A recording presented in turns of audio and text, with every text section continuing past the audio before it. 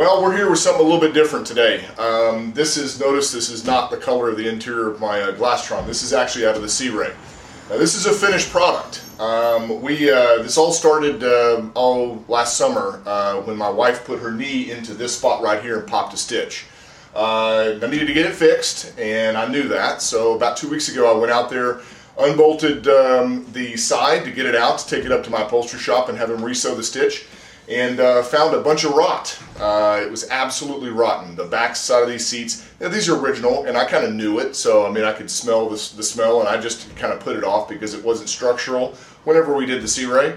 So I pulled it off, and I looked at the back of it and decided, you know what, I need to try to rebuild these things. So I took the covering off and took it up to my upholstery shop, and they ended up having to replace this side panel right here. And they actually did a very, very good job of matching the white. It actually looks really, really good. The stitch was completely busted all the way across, so they re-stitched everything so that way it's just like new.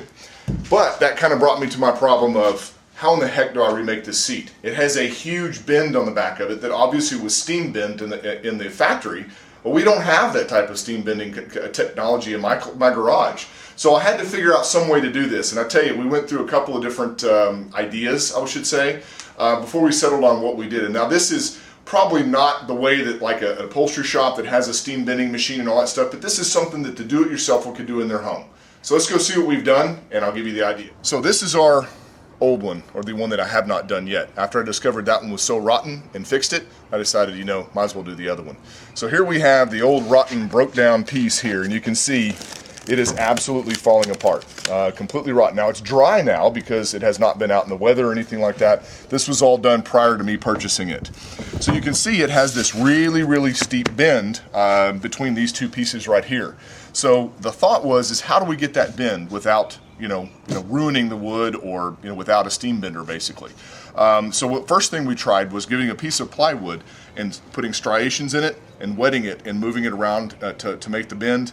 That just wasn't working very well, so I thought, you know what, screw this. I'm just going to take it up to my upholstery guy and let them figure it out. And then my son came outside and said something profound. He said, why don't you cut strips and do it that way? And I thought, well, at first we didn't, no, that probably ain't going to work. The more we thought about it, my dad came up with a great idea, is to put the strips together and attach them with either staples or a cloth, so that way you kind of get an accordion appeal to, or accordion effect, yeah, accordion effect.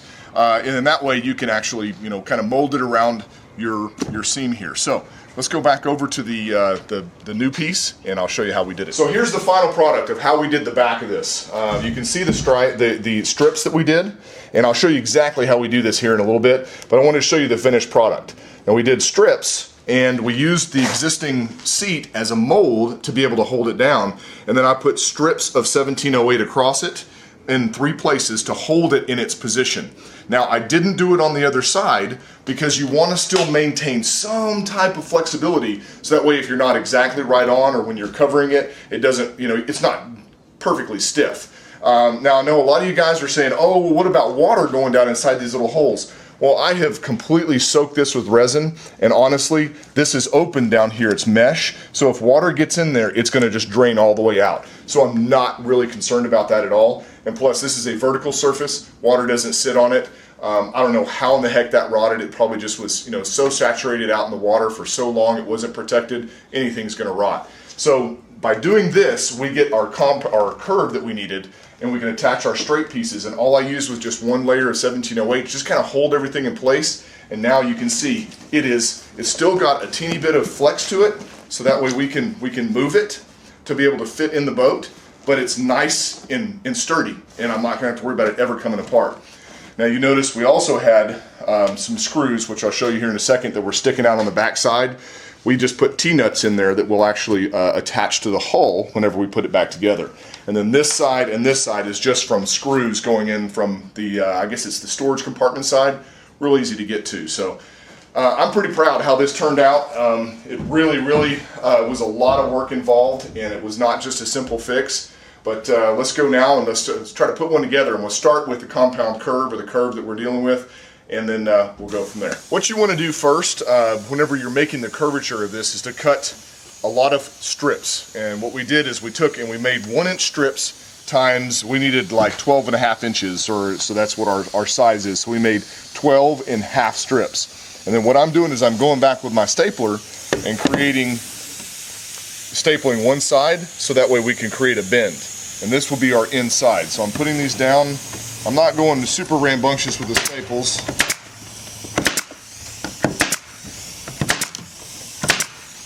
So what we're going to do now, you see I've got it done, and it creates a nice perfect little bending. You can't go back the other way, but you can go this way. So we're going to take it over here to our rotten existing, and we're going to lay it over the top here, just like this, to get our bend. And then what I do is I'm going to shoot some sheetrock screws through it to hold it down. And then we take 3 layers of 1708 in just strips. That's all you need. You don't need a ton of this.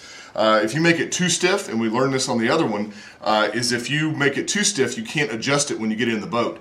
And then there, it will not, then you can't get it to lay down flat. And we're only putting strips on one side. And once we get this done, we're going to cut our side pieces, and then we'll 1708 them just on this side, so that way we still have some flexing. So I'm going to go grab some sheetrock screws, screw this down. We're going to mix up some resin and put it on the back here. What I've done is put this down 3 strips. This is not a science here, guys. This is just all we're doing is trying to hold this in place because the staples are kind of weak on the other side. So it'll allow us actually just a teensy bit of flex in the in this piece. So that way when we get up against the boat, it'll move a little bit and we can actually suck it down to fit the radius. So all I'm doing, then I'm taking my extra here and I'm just kind of letting it flow down inside the cracks, so that way it seals all the end grains really, really good. What I like about this kind of design is that the fact is that these are kind of open in here, and if any water ever gets in there, it's going to drain out instead of actually just sit on the wood, which is kind of nice. So what we have here is the final product of what we started yesterday. Had some dinner meetings to go to, so we took off and let this dry overnight. So now you can see you have a very, very good, basically kind of a curve it's not completely stiff. You can actually get a little bit of flex to it, but it actually works really, really well. And then that's what's going to sit right here. You'll notice that it's higher, it's a lot taller. Once we strip this down, we put this on here, and then I trace it with a pencil to get my line here, and then we use a jigsaw because it actually kind of has a little bit of raise in the middle. And the best way to do it is by using the foam in the back of this to get your right line. And then once that's done, we can take everything apart and cut out these other pieces and get those treated. And we're just putting a real light coat of resin on them. They're fairly protected in my boat, and as long as you don't let water run down them all the time, you'll be just fine. Once you've removed the cover, obviously, and you've removed this rotten back piece, now you have your space. So what I did is I took the rotten piece, which is pretty much a poster child for black mold. I laid it up against it just to make sure that our curve was correct. And we are very, very, very close, if not dead on. And then I also checked my distance. And it turned out we had one extra. So we took one of the little strips off, and now it fits nice and neat into its little home at the proper angle. Now you notice it's too tall. So what I did is Dad and I held this together, and I used a Sharpie and just drew on the cushions, and I marked top. It's very important. We forgot to do that on the last one, and we spent like 20 minutes trying to figure out exactly where it goes. So definitely mark your top. So anyway, we're going to take the jigsaw now, and we're just going to cut right along this line, very slowly.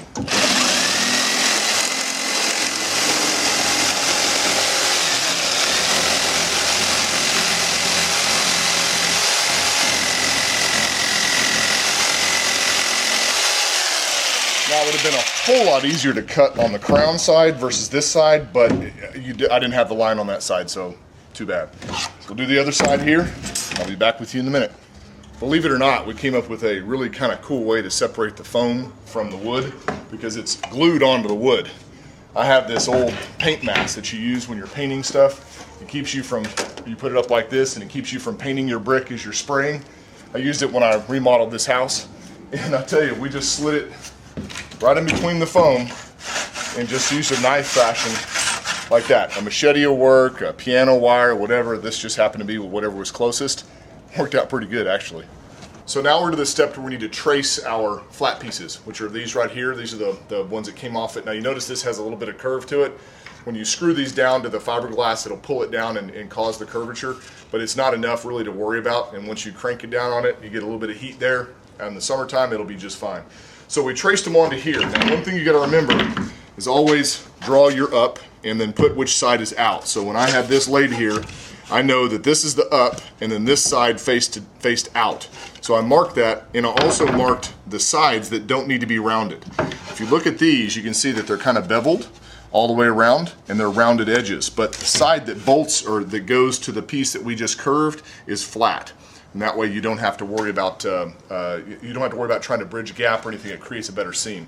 So we've got these. I'm going to grab my jigsaw before it starts raining again and cut these pieces. Okay, so now what we're going to do is we're going to take our stapler, and probably going to need 2 hands to do this, so I don't know if we're going to be able to actually film it. What we do is you take this and we just cross between these like this, and you drop a staple in there. Yeah, we're gonna not film this, but you got it? Nah, let's just do that. What we do is you go down and you put staples in there, so that way you kind of create yourself a little hinge. And then once we figure out exactly where we want it, we're gonna drop some 1708 over it to create our, just to kind of hold it nice and neat. And then we'll be ready to, we're gonna cover this entire thing in resin, let it kick off, and then we'll cover it.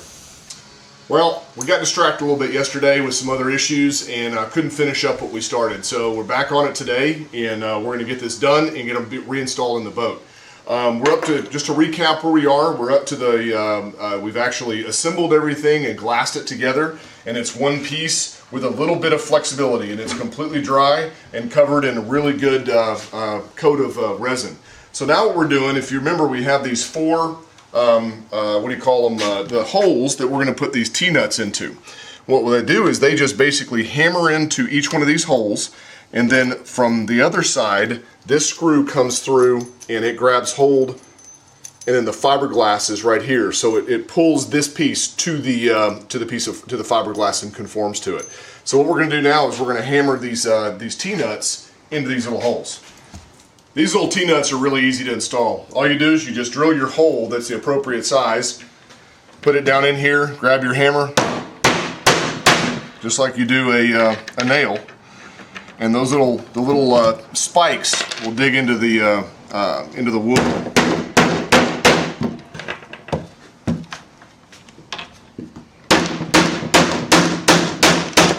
The reason you use these is because once this seat is on here and the foam's on here, we can't get to this back side. I guess you'd call these captured nuts also. That's kind of another word you can use for them. So now, when we grab our other screw here, so the foam is going to be on this side wrapped in your vinyl. We'll have the screw coming in, so the fiberglass of the boat goes right here. We have access from behind. It just comes in, and then this will thread on, and this big washer will be in between there, and then we just tighten it down and it pulls everything down perfectly. The other side, we have lots of good access, and we're just going to run normal screws through the fiberglass to hold this down. This was the old ones that had captured nuts on it. Now you take standard spray adhesive and you spray both sides. According to the instructions on this one, we're supposed to spray kind of a lightish coat on both of these, let it dry for about 30-45 seconds, and then you stick them together. It's kind of like contact cement. So I'm going to let Zachary do the honors on this. And make sure you get all the edges really good. Go ahead and do a heavier coat around these edges. There you go. Up here. There you go. And right here, just go around this edge real good. All right, now do this thing real good. This one you can do a little heavier coat on it.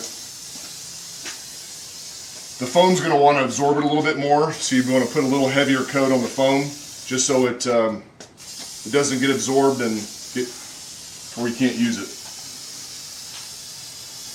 Make sure you get the edges. You're not getting the edges.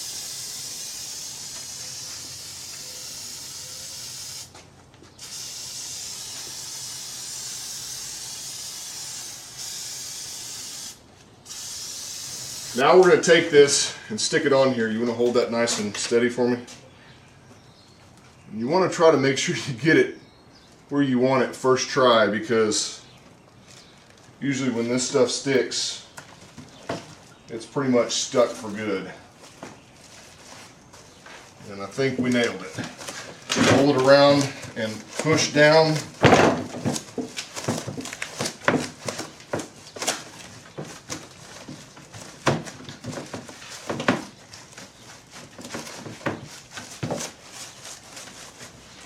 That's it. It's that simple. Now it's bonded permanently, and now we go get our cover and start stapling it. Now here comes the fun part. Is putting this back on, and I really can't tell you exactly the right way to do this, it's just you got to kind of get it over here and start kind of stretching it till you get a good bond. All right, it's actually going to pull it down over there.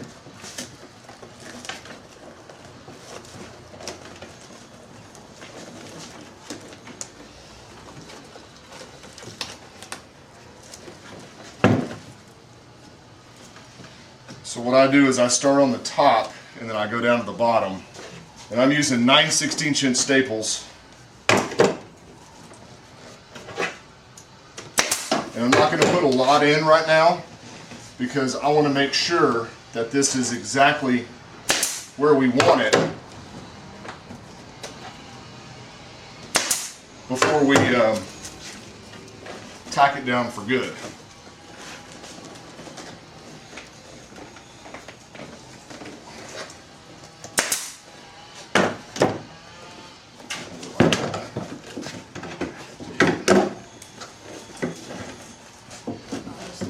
Yep, go ahead. Just, you see how the shadows were? Go ahead and put them right where the kind of where the shadows were.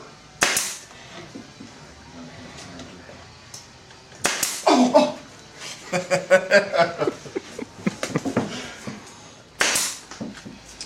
Okay, so what we had a problem with on the other one was this part right here. It didn't want to lay down flat. And this one has laid down perfectly. I think because the other one had a new piece of vinyl on it is why it didn't lay down flat. And we had to do a lot of stretching and moving it around. This thing just dropped in just perfectly. So now, I'm just going to go around the whole outside perimeter and put in a ton of staples. And then we'll put in the welting after that. Now it's time for the welting. Now this stuff is just, I took it off the best of abilities, but you know, we tore a few places.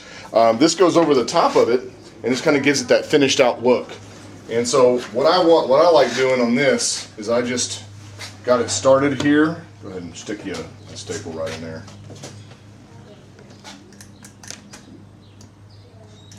There you go. And then come down here and put one in the middle. Right there, Zachary. Right there. There you go. Now go down here and do one in the corner.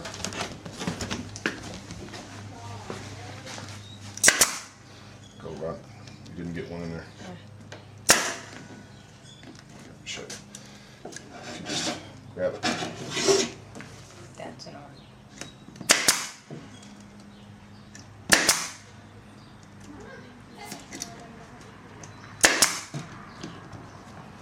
And just kind of line it up. Don't put them. You want to kind of line it up as best you can. And once you get it all the way around, you can go back and tack it permanently. Here you go. So hit me a little too high. It's okay. When you're pushing, it's going up, so just try to push in. There you go. There you go.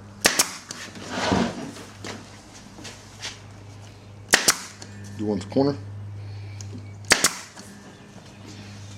Okay, so now that we've got it all the way around, we'll go back through and put a ton of staples in, and then we're done. We're going to take it out of the boat and see how it fits. So here we are. We got the port side here, and then see how it's going to fit. And I'm pretty confident that it goes in nice. Yep, it does. It goes in real nice. What we're going to do is I'm going to use those bolts first to actually secure this side, and then we're going to screw around that direction. And we have to go into this little storage compartment to do that. It's kind of tight, but you got to do what you got to do. So what I'm doing is I'm taking our little bolts here and I'm going behind here, and there's actually big holes in this fiberglass. they go through. There we go.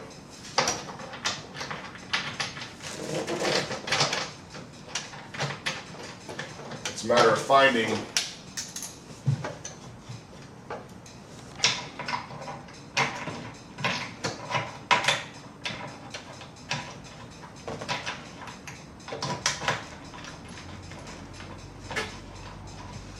and as you tighten them down, it'll suck it right up against the fiberglass.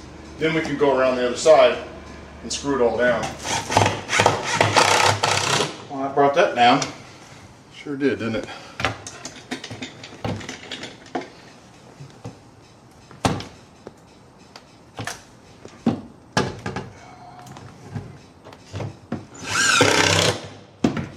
Okay, you're done. You sure? Yep. Oh man, look at that. Perfect. Perfecto. Cool. All right. As you can see, there's the final product. They're on really, really nice. And I couldn't be happier. So now that means that every bit of the rottenness of this boat is finally gone.